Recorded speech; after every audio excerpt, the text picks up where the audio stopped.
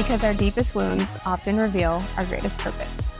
Welcome to the Court of Connection. Your host, Danielle Cobb here, and I have a very special guest, Shannon Gill. She is an astrologer, and I have been following her for some time now. So excited to share her with you. Oh my gosh, I have COVID brain. It's okay. To really dig into what's going on astrologically, to see, we have this huge astrological push happening right now. And then to talk about her 5D transmission, which is something I did recently that I'm very, very, very excited to hear more about and to share with you guys. So Shannon, welcome to the show. Thank you so much. I'm really excited to be here and to share and to support you and your evolution as well. So excited. Yes. Thank you for your time. So I think it's a good time to share now that I did a reading with you, 5D transmission, and we'll get into the details of that later, but it's been very powerful and profound to see how my experience has laid up against this. And tomorrow is my last day of my 9-to-5 job that I've had for 9 years. I am in the middle of my Jupiter return. There's so much happening in my world, and so I'm just excited to hear your perspective on what's going on collectively and what we can expect in this next year. Right. Well, expect the unexpected. Just to back up a little bit, just to say that, first of all, we've all been preparing for this moment, preparing for this cusp period where we, sort of signed up before this lifetime to be the death doula and the birth doula, simultaneously birthing a new age, putting to rest the archaic, distorted, corrupt, dark ages. And, perhaps the 60s is when this process really started. Because when we're talking about these longer cycles shifting, the cusp period could easily be 50, 100, 200 years, right? Because we're talking about the ages, which are epochs. They're 2,000 years long. And we stand here at the dawn of this new age of Aquarius, which we've heard about for so long. And I've always felt like we're having, like Braxton Hicks, kind of like, are we there yet? Are we there yet? But the reality is that there is this cusp period where we're experiencing both the disintegration and the collapse of the old as the new earth is rising. And however, I think everybody can attest to this. It's been heating up. It's been accelerating. We're not in the same land that we were in even 2 years ago, right? And with the emergence of AI and really all of these shifts with technology, as well as the intensification with the theater of war. And then, of course, the great revealing of all of the insidious darkness. It's all pervasive, it's accelerated, and it's intensified dramatically. And that, to me, feels like it's because we're arriving. We're arriving at this last push. It's like we've been having Braxton Hicks. We've been, prepared to go to the hospital. We've got our bags packed. It's like, and I do feel like this year, really, what I feel is this cusp between 2025 and 2026 is the final turning. There is sort of a school of thought also about this phenomena called the fourth turning. And we also know that the Kali Yuga ended in March. The astrological ages are shifting. We went from a 9-year in 2025 to a 1-year in 2026. It's the, 2025 lunar year is the year of the snake, right? And so I don't know if anybody else out there has had an intense year. Yes. Yeah, right. I think that's a rhetorical question. And almost shocking, almost like, wow, I've done so much work and I've been, therapy for years and all the things, right? But it's like this final purge, and you can feel it on the planet and we can feel it in ourselves because there is no separation before we enter the year of the fire horse, which starts February 17th, right? So that's like 5 days from now. Mm-hmm. And so we've all been in this necessary cauldron of burning off all that can't make it through the eye of the needle. And those of us that are sort of on the front lines, I think it's even more intense for.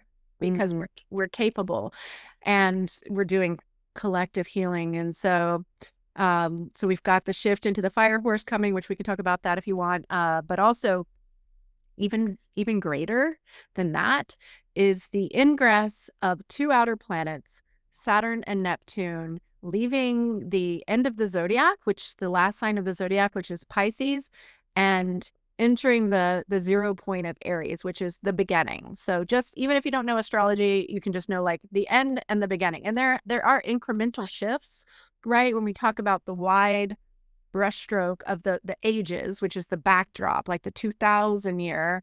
And then 2020 was a big one where the towers came down. And then these outer planets now have been creeping through what we call the death degree of the zodiac, which is this last few degrees of Pisces, which Pisces is, it is the dream, it's the collective. But the shadow of it is illusion and deception and disorientation. And so we've been in this like soup of what is real, right? As we're watching everything fall and everything's being revealed in the time of the great revealing, right? This is the prophesized time of the apocalypse, the revelations. We can't heal what we don't see, right? It's not that this has gotten so dark. It's just that it's being uncovered, that the curtains are now open. And so these two planets, Saturn, which rules our third dimensional reality, and Neptune, which actually rules Pisces, which is the dream and the collective, leaving the end of the zodiac and entering the 0 point, which is the birth point of Aries, which is birth of the new beginning. Like truly, these two planets come together every 36 years. Not a big deal. They haven't come together at the 0 point of Aries in 6,000 years. Wow. 6,000 years. Wow. And that's this week. That's this wow. week. Yeah. You know what was happening 6,000 years ago? Like anything, I'm thinking like I don't know history that far back, but Such a great question. I'd have to ask Russell that, like he's the historical buff. But yeah, I mean, I think that in general, humanity has gone asleep and woken up since the beginning of time. And that's what these larger spans of times, these are the Yuga cycles, these are the ages, like, in Greece, they call it the Iron Age, the Golden Age.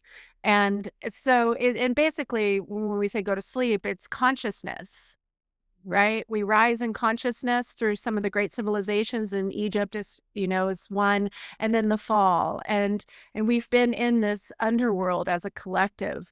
And we're now just starting to emerge. I mean, when we think about the length of time we're talking about, which these ages are the collective consciousness or the paradigm for that period, they're 2,000 plus years long. So we really have to understand that we're in a long game.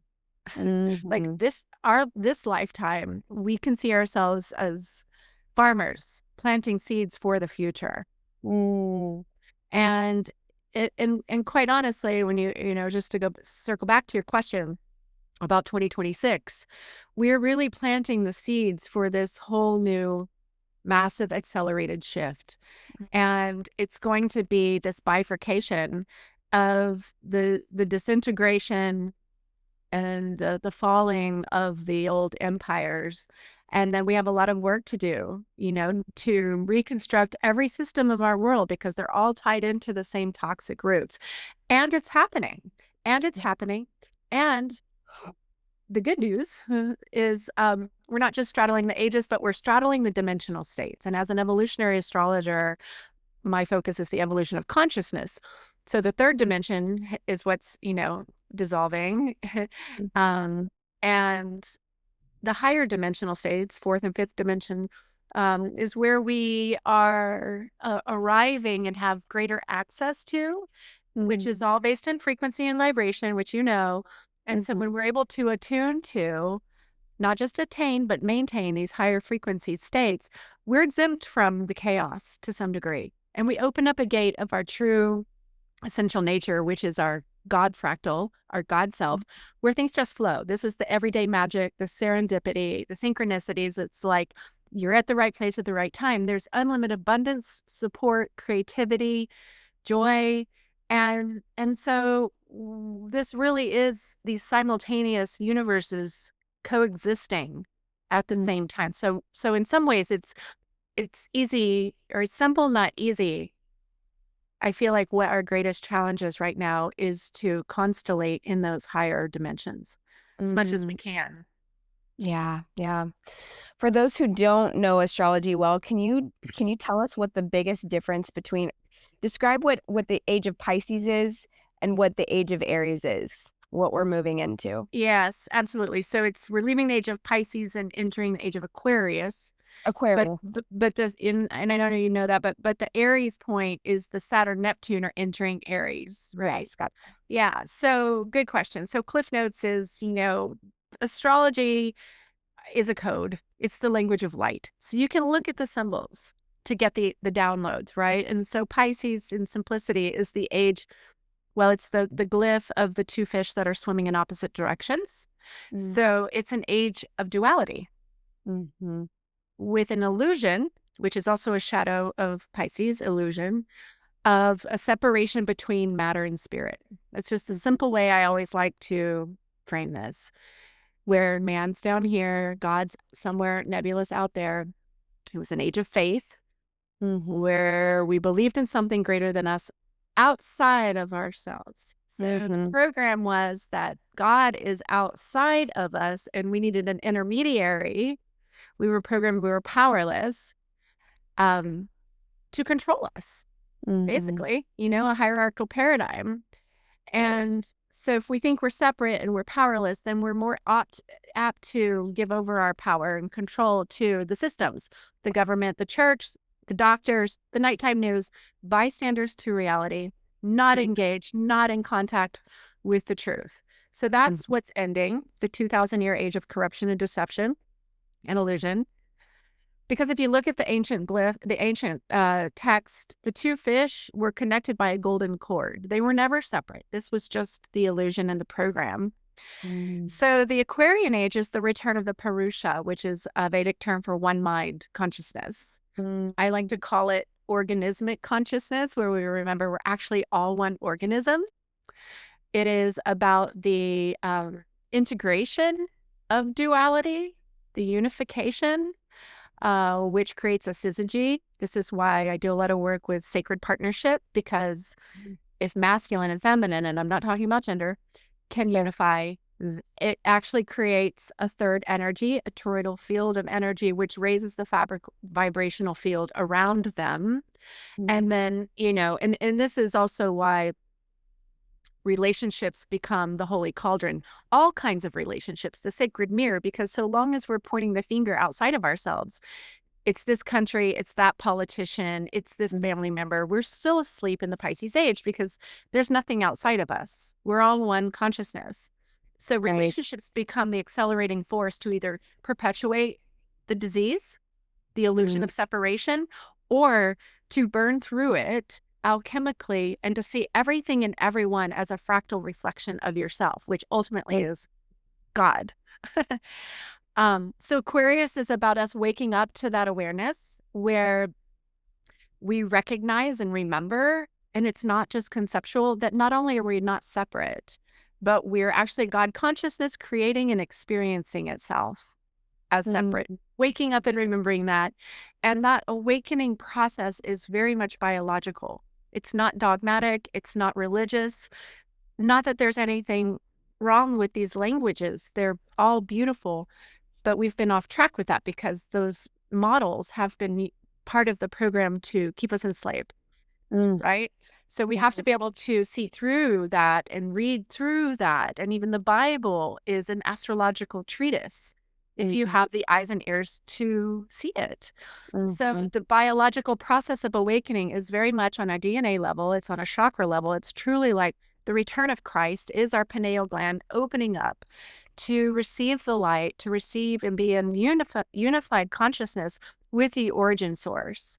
And so the more that we can really, I think there's so much around ascension. It's also about descension, bringing mhm, that light consciousness down into the body. And Gene Keys is so awesome, like another amazing convergence of cycles that talks about in 2027 this return of the gene that that was co-opted by the archons, to separate us and to take us away from our natural telepathic gifts, and all these things are coming back online.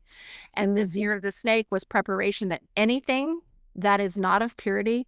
All our old patterns, our karmas, our addictions, our attachments, our false beliefs had to go, because Mhm. this new year, we're off to the races with the Chinese year of the fire horse. So, um, Aquarius is about us not just remembering that we're all one organism, but starting to constellate in community Mhm. as an organism. Because truthfully, things are probably going to get worse on the planet before they get better. So you Sure. better know your neighbors. You better Mhm. know your neighbors. You better start thinking about things like that, as we're watching the economy. I won't say collapse because that's not what I'm manifesting. Sure. Transform, right? Yes. So there's reality, and you don't want to go into fear. You don't, but there's wisdom in preparation, which has everything to do with us coming together. Mhm. So beautiful. Thank you so much. Yeah, I can feel the collective. I can feel people moving towards the light. I can feel people being done with this illusionary way of living and just really waking up on a collective level. It's beautiful to watch. And it's also really destabilizing, in the beginning, because everything you thought you knew is now not what you thought, right? And I know Yes. I personally went through a pretty jolting transition about 7 months ago, and I've been through many awakenings in my life. I've been on this journey of consciousness and waking up for quite some time, but I had another massive awakening, and it was like I was rocketed onto another dimension for a while, and I really had to do a lot of grounding and isolating from people and the collective for a minute, and I finally feel, a couple months ago I started to integrate, and I'm seeing that happen with a lot of people, and it's cool because now I get to support other people on that path too and be like, "You're gonna be fine. It's okay." Right. Did you have that Amazing. experience Oh my gosh, yes. recently? Yeah, I sure did. Actually, I call it the season of shedding. I have Mm, been in the chrysalis since the previous eclipse cycle. Oh, that's the other thing about February is we're in the eclipse portal. So yes. February 17th is not just the lunar new year where we enter into the year of the snake, but it's the first Aquarius eclipse Mm, that we haven't had in 9 years. So all the eclipses have been in Virgo Pisces. Now they're going to be in Leo Aries, which we're really going to ooh, see an acceleration of the awakening, because Aquarius is about enlightenment. It's like we wake up and constellate as this really sacred witness where we understand all of this and see through the illusion, but 100%, and I've had, whoever follows astrology, I have 0 degrees Aquarius ascendant. So I've had Pluto ooh. grind over it 5 times in the last 2 years. Oh my god. No, I was more like, no. Sorry. Um, No, you're and fine. then, Neptune and Saturn at the death degree of the zodiac has been exactly opposing my moon. So I literally have experienced my life as the micro of the macro. I mean, I Mm, bought the domain name, the Shift Foundation, 20 years ago, knowing that this was coming, right? wow. And still shocking. Like this last shedding, the fifth pass with Pluto was surprisingly excruciating, Mm, honestly. And thankfully for my awareness of astrology, right? Because I knew what was happening, for my witness perspective, for my mm, capacity, from my Buddhist background to watch it. But I yes. still had to go through it because the soul evolves through the emotional body. And I don't have any water in my chart. Man, I was super watery. And I also knew that this was collective because I had the capacity to move a lot of energy. So I really did. I went into the chrysalis. My friends worried about me. I said, this is just my nonverbal state. The caterpillar turns to mush. I'm being reborn, and I'm not communicating yet. you know, Yes, getting yes. and I knew I was getting codes. Like I knew Mhm. that, but wow, Yeah. intense. And only here recently, like around the Imbolc, when the little groundhog was like, "Can we see the light?" I was like, you're almost there." Yeah, it's all gonna be okay. Yes, yes. So what signs do you feel like have a particular favor this year? Are there any? Mm, that's an interesting question. Mhm. Um, So the Saturn Neptune at the zero Aries means that Aries, Libra, Cancer, and Capricorn are kind of the way I would see it, sort of like I like just referred the micro of the macro, where we're this alignment reflects the new era. And Mhm. so these four signs are really in that birth process as well, very directly in their own life as birthing a new era. I mean, we all are, but you asked a question that I want to at least answer. Um, uh, Jupiter, the great benefic, as you said, you're in your Jupiter return, and so Jupiter has been in Cancer, and and so wherever Jupiter takes 12 years to go around the zodiac, so it spends a year in each sign. So those people that have been in Cancer have had their Jupiter year, their Jubilee year, which is a time of expansion and opportunity and luck and abundance and a new horizon. And so it will be finishing up its time in Cancer and moving into Leo. Mm. And so Leos will have their Jubilee year. And if you have any planets in those signs, like it doesn't just have to be your sun. Right. Your sun is your gift to life, your light that you shine. But if it's your moon, it could be like you're going to be feeling emotionally buoyant, or you might move because moon is house and home and it's Mm. emotions. It might be on Venus, which is going to be on my Venus, so it could be finances and romance. So the chart is complex, and I will say that, like, even what I said, the cardinal cross of Cancer, Capricorn, Leo, Aries, other people will also be affected by this Mm. ingress, this new era. Um, I guess I would also say, yeah, Leo, Aquarius, because the nodes, which creates the eclipses, which is the karmic destiny line. Anybody with a lot of Leo and Aquarius, this is going to be a very fated year because Mm. this is the nodes of fate, and that will be in those signs. So, I mean, everybody has something in store. That's why you should know your chart. Totally. Yeah. On that note, you hear a lot of people like overly identifying with their sun sign, which is honestly probably a little less relevant. I personally think than our rising and moon, but I'd love your perspective on that. I think that's fair to say, especially because most people are just tuning into like horoscopic, very generalized astrology, whether Mm. it's online or an app or something, which there is some good stuff out there too. But every planet was somewhere when you were born. So we're a symphony of energies. Your sun is simply your masculine expression. Your moon is your feminine, right? Your ascendant is your growth edge of your like driver and your sort of like orientation towards like. But as an evolutionary astrologer, I see all of that, your sun, moon, ascendant, as your costume. Mm-hmm. It because in your next life, when you're born at a different time and space, you're going to have a different chart, a different outfit on. But who are you on a soul level is represented by the nodes of fate, the destiny line. Mm-hmm. And so, and both sides of the axis, because instead of seeing 12 separate signs, it's better to see 6 axes of polarity. So the soul is represented, the soul's journey through many lifetimes by the north and south node. So that would be, for me, that's what I really go to, because that's, um, why are we here, right? What is our karma to burn off, and what is our dharma? What are we stepping into? Yeah. Um, and so it has meaning and importance, Mhm. but I would lean towards the nodes actually. Interesting. Okay. Yeah. Yeah, so what does that mean for me? My north node is in Aquarius. Ah, so you're gonna be having your nodal return Mm. because the nodes move into Aquarius Leo this summer. We are having our first Aquarius eclipse, but the nodes aren't exactly there yet. It's a little more complex to go into, but the nodes are what creates the eclipse.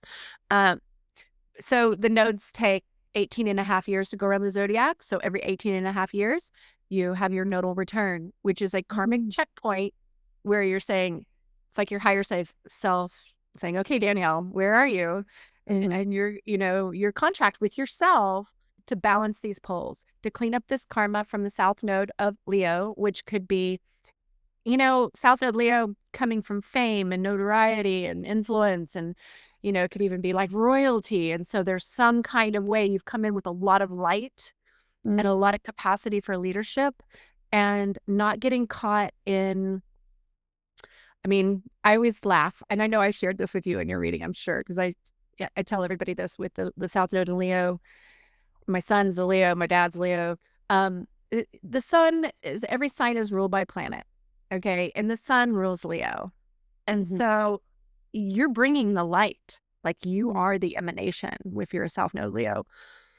But the shadow, which is sometimes the karma of the past lives, is, all the planets constellating around the sun, and the sun is saying, "What? You don't know who I am? I'm like the yeah, like universe." So there's some kind yeah, of like a humbling experience sometimes, and then you realize that you're here to take all of that fire and all of that light and charge forward to utilize it for the evolution of humanity, which is the Aquarius North Node, the evolution, the ascension process. So you balance out your light and your gifts and your power and influence, and you funnel it for the collective. And mhm, so my sense, knowing you, um, uh, is that this shift that you're making right now out of the 9 year, which is interesting, yeah, 9 year, 1 year, right, is very connected to this nodal return you're having, where your soul is saying, like, okay, are you going to dim? And the another thing is sometimes Leo South nodes dim their light, they hide mhm, it. And I know with Scorpio moons, sometimes you're just like, whoop, nope, not safe, yep, you know. yep, mhm, Uh, uh, and so I feel like this year, and it may be that the actual nodal return won't happen till the end of the year or even next year for you. Would have to look at the degrees. Something really significant and fated is going to come through, which mhm, I feel like you already can sense that because you're already well on your way. yeah, yeah. Yeah. Yeah, this whole past I've had so many conversations with my close circle of this past year, this gestation period has just been preparing me for this massive launch. Like, I don't think that I could have missed this moment because when I look back on my life in this past 9 years, it was like almost every few years something was presented and was like, "Are you ready to jump?" And I'm like, "No." And this past year, I knew that this year was the year I was gonna leave. I don't know what it was, I just felt it in my body, and it was almost like, whether you want to or not, you're going, you know? Yes. And the beautiful, like, adventurous part of this whole experience is that I don't have it figured out. Like, I don't even know, like, I have a sense of what I wanna do, right? I wanna do life coaching, I want to do, workshops and retreats, I wanna have a heavy emphasis on life transitions and your somatic body and staying with yourself through all of that, but I don't have it, like, figured out yet. So I'm really in this, like, very exciting transition phase where I get to, like, tap into creativity, drop into the feminine, and allow whatever is, like, begging to come through because I can feel it. I just energetically needed to move on from this other situation to allow. So, It's an existential moment for everyone on the planet right now. yes. And we Yeah. have to leap. I mean, it's really just really rooting in faith and trusting the unfolding, Mhm. really just trusting the unfolding. And it's all gonna reveal itself, and things have felt very sort of slow and nebulous because of this end of the zodiac with Saturn and Neptune. It's like I can sense it, I can't see it, I trust it, but is it, And so like literally this week we turn the page, and the elements are going, it's air and fire. It's just everything's going to speed up. Mm, So bravo for your bravery, thank you. Yeah. your courage.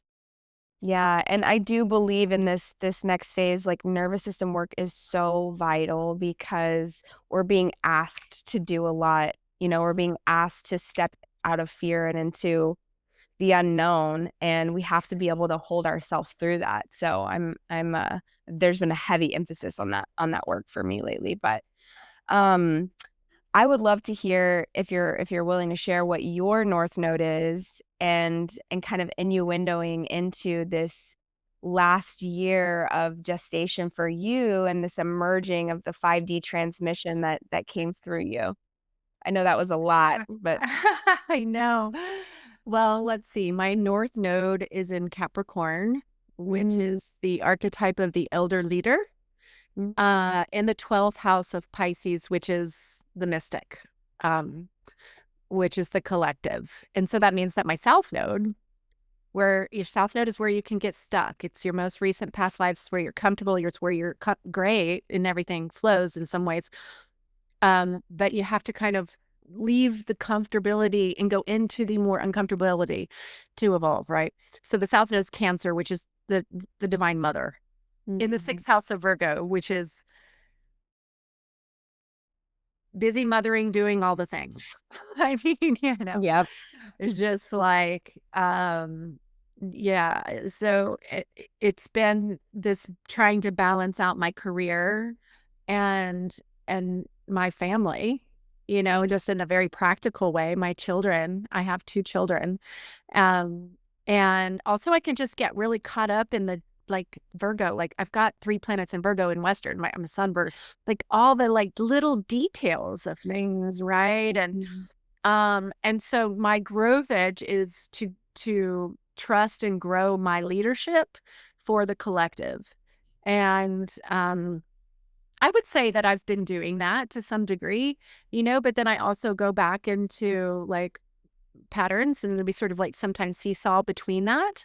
There's Okay. also something about healing emotional, historical, maternal, paternal stuff with Cancer. It's the family. And uh, graduating into a level of more mastery and sort of like surrendering a lot of the past. It's like Cancer holds on to the past. So like letting go of the past and really just moving forward. So that's my nodes. And yeah, so I would say the Pluto transit over my ascendant, not everyone will experience that because Pluto's our furthest planet. It takes 248 years to go around the zodiac. Um, and as an astrologer, it's kind of that bittersweet, like you anticipate things. And so I was nervous watching it come Mhm. for 2 years, and rightfully so, because my little brother actually died when Pluto crossed his ascendant Mhm. in 2014, John. Um, and that's a whole nother story, but a massive initiation for me, of course. He's my guide on the other side. He's Mhm. very young, 33. But, having not watching, witnessing that, and then, oh, here comes Pluto for my ascendant a few years later, it's very rarely literal. Okay, just to say, like, I don't want anybody to freak out there. Actually, I did all this research about positive experiences with Pluto over the ascendant. Like, I was freaking, I did, because I was like, I had that program in my thoughts. And so, uh, the thing about my experience is that the ascendant is your identity. And I had 0 Aquarius. I also have 0 Leo, Venus. Venus and 0 Leo. So anything that crosses my ascendant opposes my Venus, which is my relationships and my finances. So it was a 2-year total reconstruction of all of that. Me, my identity, my relationship, my finances. I'm in a twin flame union. We do Mhm. collective healing. It was really brutal, and absolutely necessary. And Mhm. so after the 5th pass, or like in this 5th pass, I was a little tired. Mhm. And I also knew that I had known that before this came, I knew I would be forever changed whenever it was complete. And so whenever I got to the 5th pass, I said to myself, you need to rest and stop all your Virgo-ness and doing to receive the Mhm. coordinates for your rebirth, right? I Mhm. mean, the Mhm. caterpillar turns to mush, turns to goo. Yeah. Does it know it's going to become a butterfly? Probably not. Thank goodness Yeah. I do, right?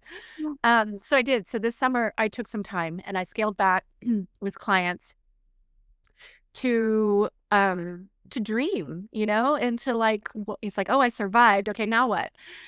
What do I really want? What really lights me up, right? And how can I best serve? Because, Russell and I have the Shift Foundation, our nonprofit. We've been doing this work together for almost 10 years. And we realized about a year ago, I was like, oh my God, like we've arrived.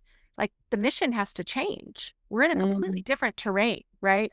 Before it was like warning people, like on the megaphone, like something big is coming, like get ready. Yeah. And now it's like the coordinates have changed for all of us, right? So I did that. I took some space, and in that summer space where I'm feeling into like Venus is my ruling planet. What would Venus do? What does Venus want? And this doorway opened up, this rabbit hole. As I was in this period of openness to call in my new coordinates, I was working with a couple of astrologers who are good friends, David and Bella of Quantum Earth Plant. I think I might have got that wrong. Anyway, they do amazing work. And I was their astrologer for their tribe, and I was doing these full moon downloads, and they started questioning the difference between the tropical and the sidereal zodiac. So for anyone that maybe not familiar, I'm primarily a tropical Western astrologer, where the zodiac, which is, basically the path of the planets, is oriented around the seasons. So the beginning of the zodiac, the 0 point of Aries, is when the sun enters Aries at the spring equinox. It's aligned with seasons when the life returns, right? This is a little bit more of a complex thing. I'm not going to go into detail, but Vedic astrology, Eastern astrology, they constellate their zodiac with the actual constellations. So every now and then you see in social media, like, wait, you're not a Virgo, you're a Leo. Or wait, if you look with the apps now that we have technology, right? Wait, the sun's not in Aquarius, it's in Capricorn. And people freak out, like, right? You've seen this. And I know you know what I'm talking about because you came from me. So I, in the state of question everything, because that's what Pluto did for me, is have me question everything in my life, also started getting curious about questioning the different systems. I think that's smart for everyone right now on planet Earth. We need to all be questioning everything, right? And so down the rabbit hole I went. And the thing that really caught my attention whenever I started looking at constellational astrology is that, we're based on the 12 planets, right? 12 months. And then we came across the fact that there's not 12, there's 13. There's a 13th constellation named Ophiuchus, and there's an emerging school of astrology that is called 13 constellational astrology, which uses the constellations but includes the 13th. The 13th constellation Ophiuchus is the serpent bear. It's the most powerful of all of them, and it's literally been written out in the zeitgeist. You go to the king's chamber in Egypt, the zodiac is there, all 13, except Ophiuchus is blacked out. If you look at ancient texts, Ophiuchus is either there or it's been crossed out. And basically, Ophiuchus is what we're terming the ascension ladder. It sits between Scorpio and Sagittarius. And Scorpio's the stinger. Like, Scorpio is the wound, right?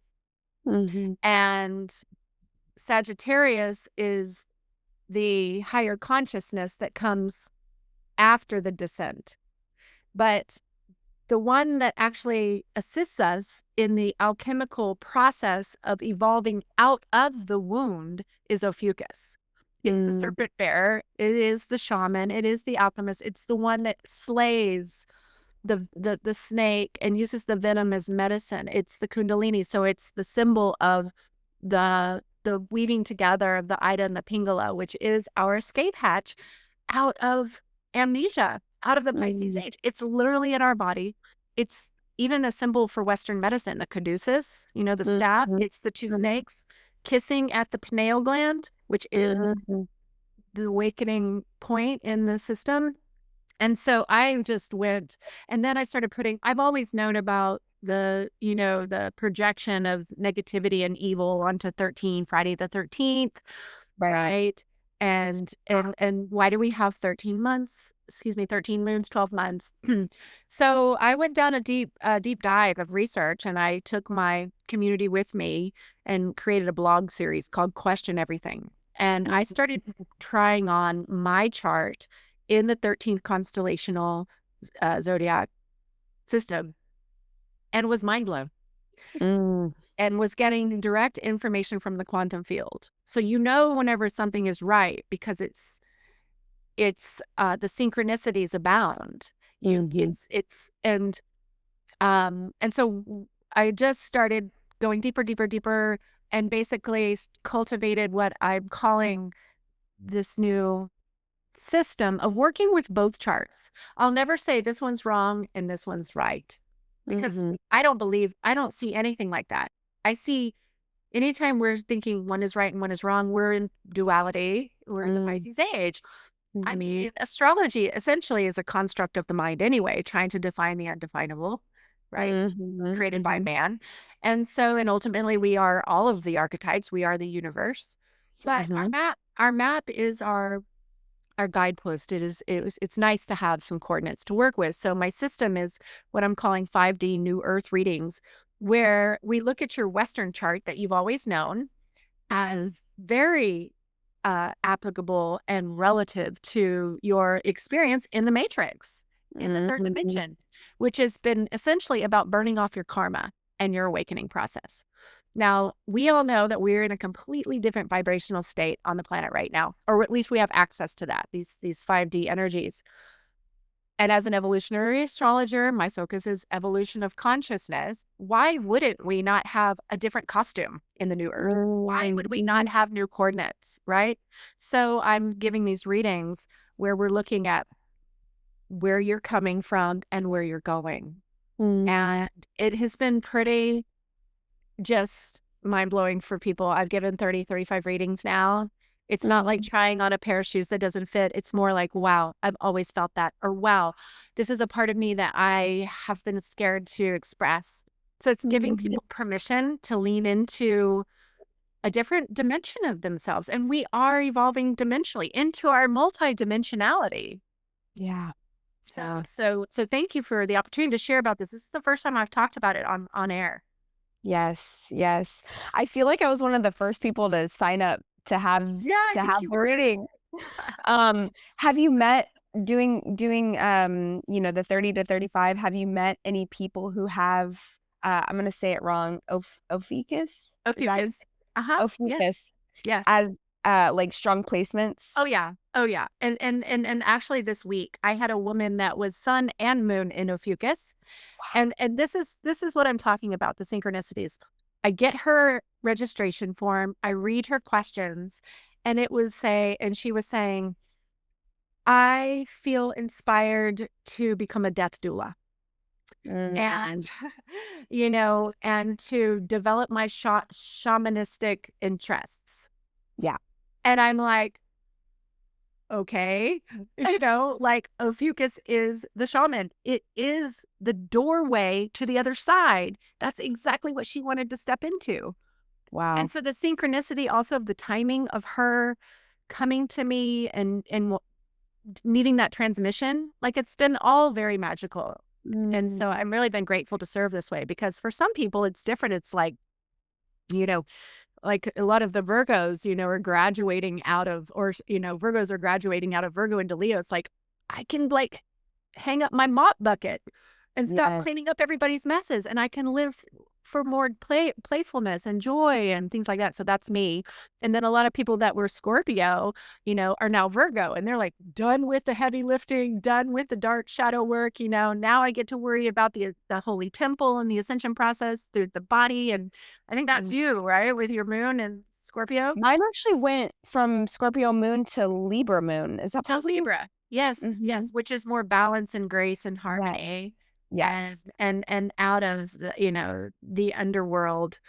Uh, Oh, yeah. I remember yes. crying when I did the reading with you because I was just like, I could feel the ending of the fight, coming, Yeah. but it was just, like, such confirmation where it's like, "Oh, this back half of my life gets to look like not a continual going into the shadows and then emerging, going into the shadows and then emerging, Yeah. Hallelujah. kind of like ask, you know? Right. Right. Yeah.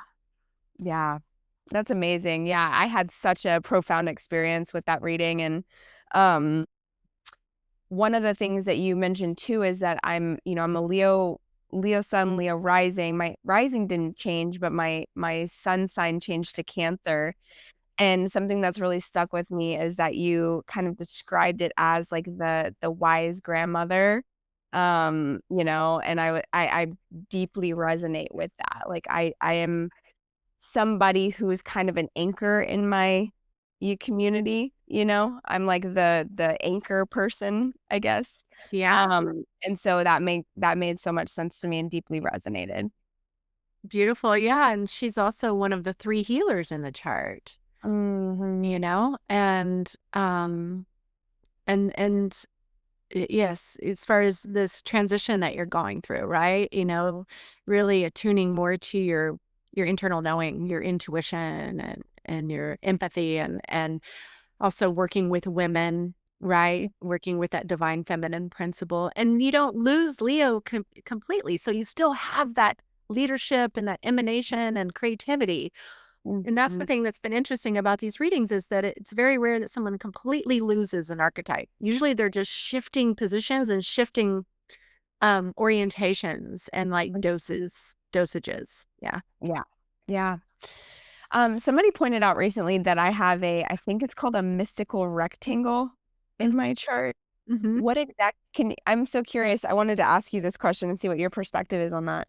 Yeah, just it's grace and flow and Mm, sort of angelic or mystical support with the 4 points in the chart. mhm, So, we could talk about more detail later, but just whatever those planets and those signs are, they're working together in this really higher vibrational manner, which can just mhm, equate as far as, flow and doors opening and higher dimensional support for mhm. you coming in Yeah, and whatever the areas and whatever houses they fall.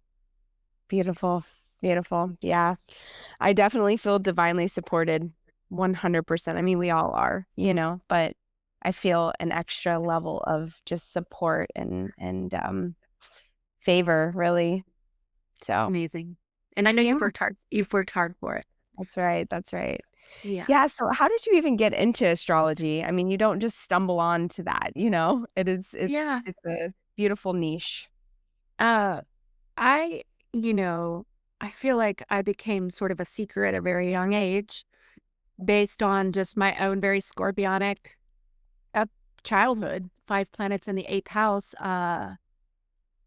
just was a necessity to find my way out of the hell realm, right? So I was guided onto a healing journey quite young. I had my spiritual awakening in my early 20s, and music and vibration was a big part of that. So I went on to study dance, music, and art therapy. And, I'd had years of therapy myself and really had like no hangups up here, like had forgiven everybody, understood whatever, but still felt very dense in my physicality and kind of like a monkey mind. So I went on to get a degree in Buddhist psychology to work with thoughts and, learn about consciousness and astrology had always been something I just appreciated and dabbled in, but I was always a little afraid of my chart because I would, show it to people as a young person and they'd like gasp, like when they'd see Mhm, 5 planets in the eighth house of Scorpio, like, you know, and so it kind of made me fear my life because that Scorpio archetype, as you know, is, mhm, death and intensity and, in my case, betrayal and loss. And it's also power and alchemy and sexuality. It's a lot of powerful things, beautiful things. So I actually didn't have my very first professional astrology reading until I was already a therapist on my 30th birthday. oh, wow. And that day, I knew that I was to be an astrologer because he looked at my chart and he was like, wow, you are so powerful. Mhm, Instead of like, wow, you're so screwed, like, yeah, so he recontextualized for me mhm, the very thing that I had always sort of confounded me and worried me. and just said, you're going to be an agent of alchemy for so many people. Mm. And so he became my teacher. And I entered into his school, the Archetypal Academy, where I also became a Jungian counselor. So I do like dream work and things as well. And because I knew that day, it's astrology is such an accelerated doorway into the soul. So if you're doing therapeutic work, which I know that you want to do, even just having like basic understanding of astrology can accelerate the process so much, because in a Mm. therapeutic relationship, you're having to wait for what are they going to reveal, getting to know each other, creating rapport. Some things may be repressed. They may not even remember, right? But the Mhm. chart shows everything. Mhm. Yeah. So that was Absolutely. it. And I've never looked back, and I have a full-time practice now, and I teach. And so, Yes. Oh, and we're so grateful for you. You are amazing. no, thank you. Yeah. Thank you. So how do you think have you seen people use astrology as kind of a bypass, or how do we navigate that, right? Where it's like it's not, yes, the chart is speaking to us, but how do we kind of use being present in life and not bypassing based on information from our chart? Such a great question. You're a Mhm. great interviewer. Um, I just had to chuckle because two astrologers in a intimate relationship is hilarious, because Mm. will be like, I checked your chart, you have Mars moon today, like, or I'm gonna go check your chart. So and we even actually had a counselor one time say that you guys are really leaning on that a little too much. um but I think it's important, because you can't just be like, well, I'm being an asshole because, I have a Mars Uranus square today, and that's just the energies. I mean, the ultimate, the ancients would say the ultimate is that we transcend our chart. Everybody Mhm. has difficult aspects in their chart. And I think that that's part of our shift into the Pisces, out of the Pisces into the Aquarian age, is we become more of a witness Mm. to the ever changing fluctuations of the waves of life, of emotion, or the influx of even intentional disturbance in our field, which we know is also part of this battle. Um, Mhm. and so it's not just like laying down and being like, well, this is the way it is. It's like, well, no, you work with it alchemically, and you utilize it as a guidepost to understand the frequencies you're dancing with, but not to justify your bad behavior. Right. you know Right. um But I will say sometimes it's just nice to be like, okay, I feel like crap right now. Yeah. And in 2.5 weeks, it's going to be done. Like, it gives us Mhm. perspective with timing. Because Yes. if you were sometimes, like, if you're in a Pluto transit and you're like, oh my God, I'm dying, I'm dying. If you didn't know that had an expiration date, that could be maddening. Oh my God, Yeah. what's wrong with me? What is wrong with me? I thought I healed all this. What is this? Right? I need to go Mhm. loony bin. Yes. Yes. Yeah. So, Yeah. Thank you for clarifying that. I have certainly utilized transits and things that are going on astrologically as a way to kind of be like, okay, like it's okay. It's okay that you're feeling that way, right? But not so much as like the reason for, right? It's just like, mhm. oh, okay, that makes sense, right? That might be a little bit heavier, or, you might be Yeah, feeling because really down. I mean, the planets are, you know, we're in a corresponding relationship. They're not doing something to us. We're in Right. a dance with them. Right. So there's a reflective dimension. So it can help us to understand what we're dancing with, and then Mhm. become, what we're here to become, is the active awakened dreamers, Mhm. right? Yeah. To utilize, like the ancients did, to Yeah. utilize these codes, to work with them intentionally and alchemically, Mhm. right? Yeah. Yeah. Shannon, how can we find you for people who are listening and interested in getting a reading from you, or just interested in following you in general, which by the way, I've followed your email blogs for so long, and I find them so valuable. So Oh, tell us how thank you. you found. Well, if you're local, just in case you are, yeah, I'm outside of Austin, Texas, in Wimberley, so I always love people to come for visits. And then I'd say 90% of my clients are Zoom, so my website is shannonleegill.com, and it's Lei Gill, Gill. So yeah, you can just go to my website and check out all my offerings there. Love it. Oh, it's been such a pleasure getting to So hear much. your You perspective too. about what's going on and all of your wealth of knowledge. So I just appreciate your time so much and look forward to connecting with you in the future. It's an honor to support you. Thank you so much. Thank you so much. May the cord that binds us to one another and to Source remind you that you are never alone, always guided, and always home. Until next time.